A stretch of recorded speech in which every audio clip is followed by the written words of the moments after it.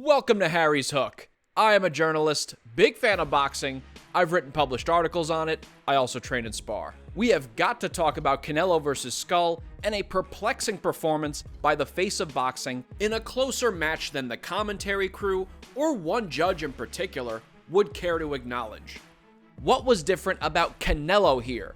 How much of it is his fault? And why did he perform this way as we approach a Canelo vs. Crawford mega fight in September? We're going to discuss that today. The very first thing that jumps out to me about this performance was Canelo's lack of a jab. This fight set a CompuBox record, not a good thing. 40 years of tracking, this was the fewest combined punches thrown over 12 rounds.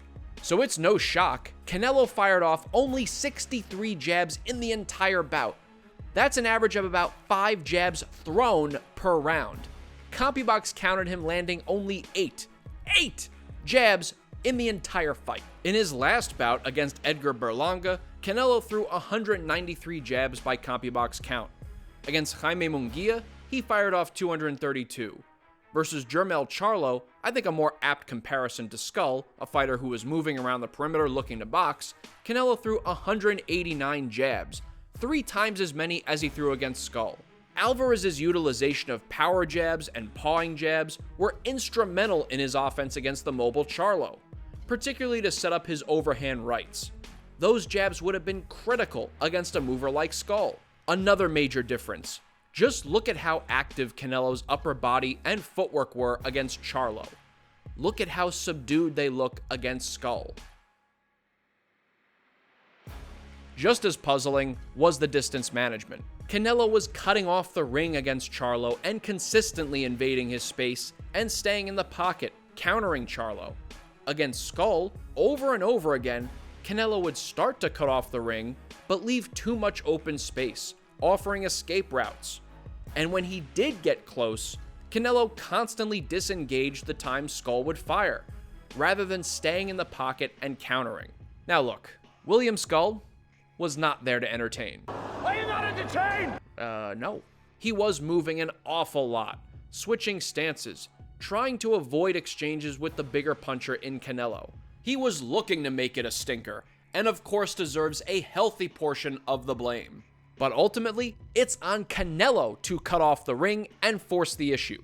Make Scull fight. He could have faced David Benavidez and given us the match we all wanted. The Mexican monster wouldn't have run. If you're gonna give us Canelo versus Scull, you gotta do more in the ring than that. Scull couldn't swing with Canelo, so he took advantage of Saul's slow feet. But if Alvarez replicated some of what he did against Charlo, used the jab, made more of an effort to minimize the distance, and not shied away from exchanges, that would have mitigated Scull's tactics like it did Charlo's. Why didn't he? That's a $64,000 question. Was it due to the age, the wear and tear? Was it Scull's tactics? Or was it a conscious decision? I personally have a hard time believing that it was due to the age. He had fought against Berlanga just 8 months earlier, and still looked far more active in cutting off the ring, closing the gap, and firing punches. I had seen some real flaws in Scull, and actually thought Canelo was going to KO him. Scull did look bigger and more imposing than I thought he would. He was of course quicker on his feet than Canelo, switched stances, and used some unorthodox movement, but ultimately it was Canelo's lack of urgency and his willingness to allow Scull's free movement that was the issue. Therefore, I believe it was a conscious decision made by Canelo. Why make that decision? Well, we can only speculate, can't get into Canelo's head. Perhaps it was physical, to conserve energy. But if so, damn it all, that's a lot of conserving. Terence Crawford, his next opponent, was sitting ringside. Some might think, well, maybe Canelo was not looking to show him much, or potentially giving him some false confidence. I doubt that. For one thing, there's already plenty of footage out there on Canelo, and as far as the false confidence, Bud doesn't need any false confidence. He's plenty confident as a fighter as is, and I believe Canelo knows that.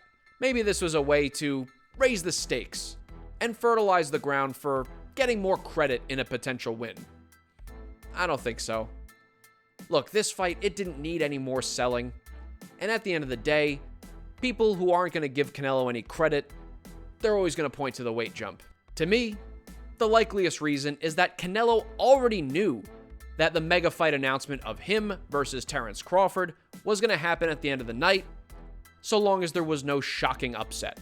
I think it's possible that Canelo saw the size of William Scull, the unorthodox movement, the hand speed, and was just looking to minimize the risk of something crazy happening that could possibly upend or delay the mega fight announcement and the mega big bucks that he'd be getting. He seemed frustrated with Skull's evasions, but it's clear to me that he also wasn't pursuing him with his usual level of intensity. In this sense, it actually could have been subconscious. And I won't rule out the possibility that he's gotten a little complacent in silk pajamas, as if it wasn't on him to make the fight interesting. He looked almost as bored in there as the viewers. Again, this is speculation, but what's not speculation is that Bud Crawford will most certainly bring urgency when they clash in September. Canelo better do the same. And that right there is Harry's hook. Let me know what you think in the comments. What did you make of Canelo's performance versus Skull? And how do you see his matchup with Crawford in September playing out?